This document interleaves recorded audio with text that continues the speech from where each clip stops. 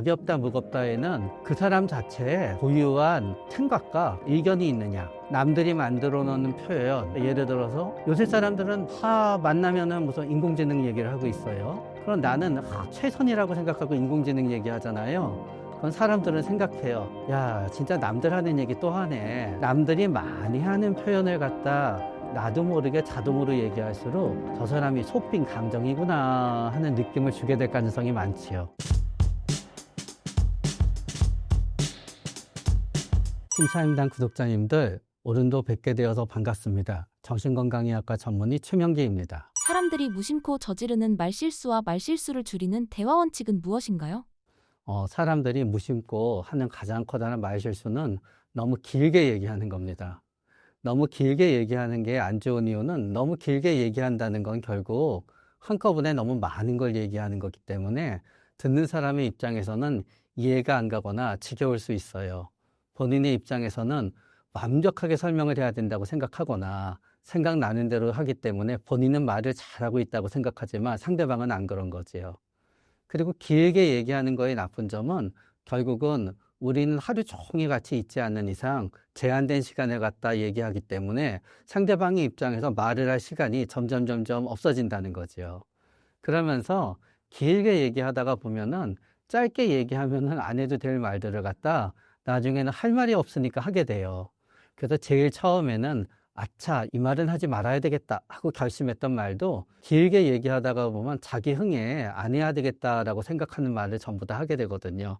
그래서 사람들이 무심코 저지르는 가장 큰 실수는 그냥 길게 얘기하는 거 그 자체예요. 일단은 내가 길게 얘기하잖아요. 그건 듣는 사람도 짜증나요. 그럼 듣는 사람이 짜증나면 어떻게 되느냐? 내 얘기에 대해서 또 길게 반대로 얘기하거든요.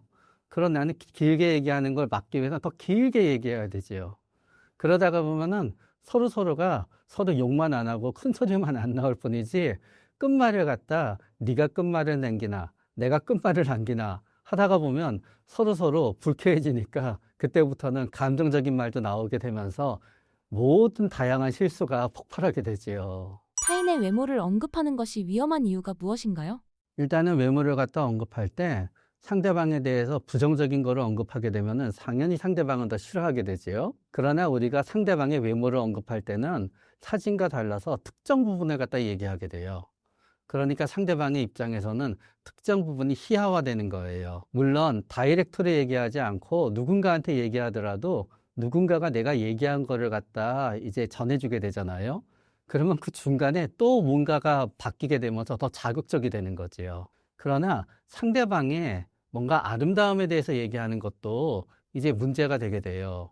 왜냐하면은 뭐 서로 이성간이에요. 그런데 누군가 나의 외모가 굉장히 좋다고 하더라도요. 우선 상대방의 입장에서는 치근덕거리는 거, 들이대는 거를 오해할 수가 있어요. 그러니까 불쾌하지요. 어차피 나를 좋아하지 않는 사람이 얘기하는 건 다 불쾌하거든요. 그것 때문에 불쾌할 수 있고 또 두 번째 불쾌한 이유는 뭔가 하면은 외모에 대해서 언급했을 때 만약에 본인의 생각에 본인은 굉장히 넘사벽이라고 어떤 사람은 생각하고 있는 거예요. 누가 얘기하잖아요. 그럼 네가 뭔데 나에 대해서 예쁘다 안 예쁘다 평가하고 잘생겼다 못생겼다 평가하지? 하면서 너 따위가 하면서 또 기분 나빠하는 사람도 있어요. 마지막은 가끔가다 있는 경우인데요. 예를 들어서 그 사람은 굉장히 본인이 전문가적이고 본인의 실력에 대해서 칭찬받기를 원해요. 그런데 굉장히 아름다우십니다. 굉장히 잘생겼네요. 얘기하게 되면은 상대방은 자신의 전문성이 무시당한 것 같아서 기분 나쁘다는 사람도 종종 있어요. 그리고 보통 외모 얘기하게 될 때는 별로 할 말이 없을 때 하게 되거든요. 그런데 보통 그런 순간은요, 상대방의 입장에서는 아무 얘기도 듣고 싶지 않을 때가 있어요. 그런데 전혀 필요도 없는 쓸데없는 얘기를 하니까 더 짜증이 나지요. 외모 얘기는 가급적 안 하는 게 좋다는 생각이 돼요. 그러나 외모 얘기를 하는 게 괜찮은 경우가 딱 하나 있지요. 상대방이 나의 외모를 칭찬했어요. 그러면 그때는 나도 상대방의 외모를 칭찬해도 돼요. 왜냐하면 상대방이 나한테 굉장히 아름답다고 했는데 당연히 저는 아름답지요 하면요. 상대방은 기분이 어떻겠어요. 그러니까 상대방이 얘기했을 때는 그냥 나에 대해서는 뭐 그렇게 생각하지 않아요. 그러면서 누구누구님도 굉장히 아름다워요 해도 누구누구님이 아니란 걸 알지언정 누구누구님도 굉장히 멋있는데요 하면은 앞에 사람이 내가 멋있지 않다는 걸 알지언정 누가 나의 외모에 대해서 칭찬하면은 나도 그 사람의 외모를 칭찬하면서 답해도 된다고 생각해요. 정치, 종교와 같이 개인의 취향을 언급하는 것이 위험한 이유가 무엇인가요? 이게 가끔 엄청난 실수를 하게 될 때가 그 사람의 나이라든가 그 사람이 어디에 속해 있는지를 보고 나는 정확히 그 사람은 이쪽 성향일 거야 라고 얘기했다가 반대 성향일 수가 있어요. 그런 반대 성향인 경우에 그거를 겉으로 드러내놓고 기분 나빠하는 사람은 별로 없어요. 그러나 속으로는 생각하지요.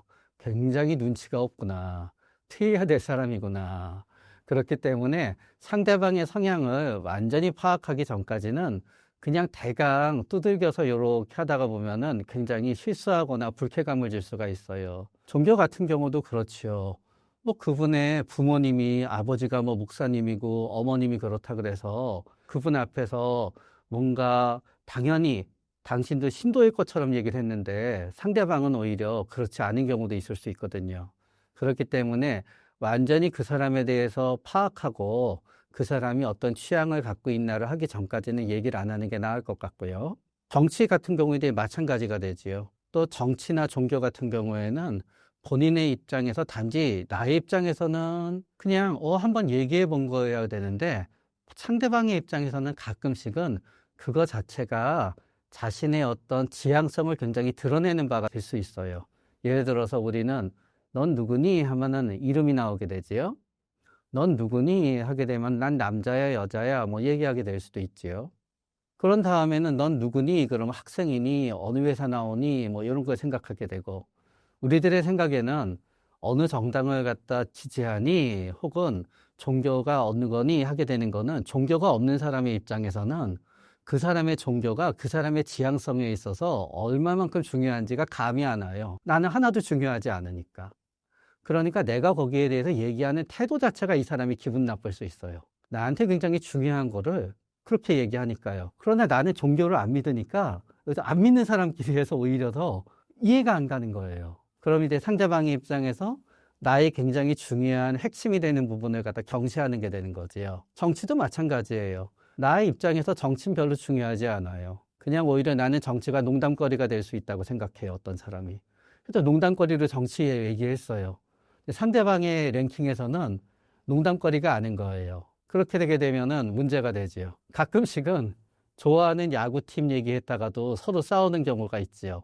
왜냐하면 이쪽에서 생각할 때 야구팀을 얼마나 하느냐는 그 사람의 직장이나 그 사람의 다른 것처럼 중요하지 않다고 생각하거든요. 그러나 그 사람은 나의 야구팀과 야구에 대한 어떤 좋아하는 게 그 사람의 어떤 나를 구성하는 자서전적 기억에서는 한 3순위쯤 되는데 나는 한 10순위 되는 것처럼 대하면서 얘기하면은 상대방은 나한테 굉장히 귀중한 거를 귀중하게 대해주지 않으니까 기분 나쁘죠. 일단은 사람들은 내가 얘기하고 싶으면은 얘기해요. 그러니까 상대방이 나한테 얘기하면 그냥 들어주면 돼요. 사람들이 제일 좋아하는 대화는요, 그냥 나 혼자 얘기하는 거예요, 대부분. 사람들은 그렇게 5대5 대화를 갖다 별로 좋아하지 않아요. 나 하고 싶은 얘기 많이 하고요. 상대방은 들어주고요. 칭찬해주고 그걸 좋아하지. 나만 얘기하고 있네? 근데 저 사람은 내 얘기를 굉장히 잘 들어주네? 칭찬만 하니, 아이, 기분 나빠. 지는 얘기 안 해. 하는 사람은 본 적이 없어요. 그냥 듣고, 웃고, 끄덕끄덕끄덕 해주면 대화가 잘 되고 있는 거예요. 상대방이 나한테 얘기를 안 해요. 근데 얘기하기 싫은 거예요. 그러면 그거를 굳이 대화의 물꼬를 틀 필요가 없어요.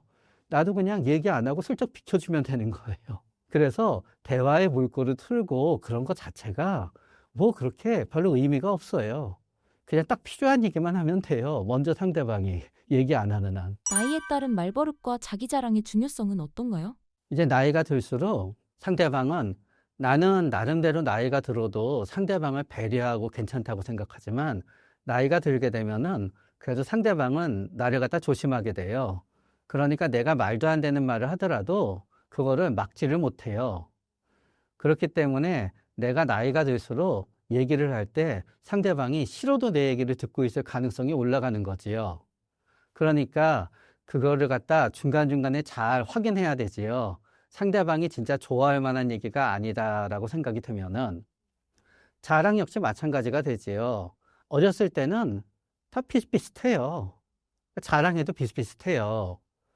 그런데 만약에 내가 진짜 저 사람이 생각하기에도 내가 만약에 엄청나게 돈이 많아요. 어떤 사람의 일조가 돼요. 또 재벌 회장이 누구 만나면서 나 돈이라면 진짜 많아 얘기하면 자랑이 아니에요. 아무도 그걸 자랑으로 생각하지 않아요. 네가 돈 많다는 걸 알고 있으니까. 그런 경우에는 괜찮아요. 어떤 분이 누구나 다 알만한 여배우예요. 근데 그분이 제가 생각해도 전 되게 예쁜 것 같아요 라고 얘기하더라도 그게 그냥 방송에서 얘기하면은 저렇게 오만할 수가 하지만 개인적인 대화에서는 별로 불쾌하지 않을 것 같아요. 보고 있으면 예쁘니까요. 그런데 그게 아니다 그러면은 상대방의 입장에서는 저 정도가 아닌데 내가 나를 갖다 과대평가하고 있는 얘기를 듣다가 보면은 짜증이 나고 상대방은 여기까지 얘기가 나오게 되지요. 네가 생각할 정도로 넌 그렇게 대단하지 않은데 진짜 주제를 알아라 라는 얘기가 목까지 이렇게 나왔다가 들어갔다 하게 되는 거지요.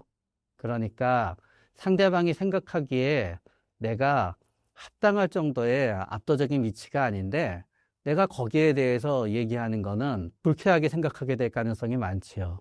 만약에 내가 굉장히 인품도 훌륭하고 모든 게 존경받을 사람인데 나의 장점을 얘기하잖아요.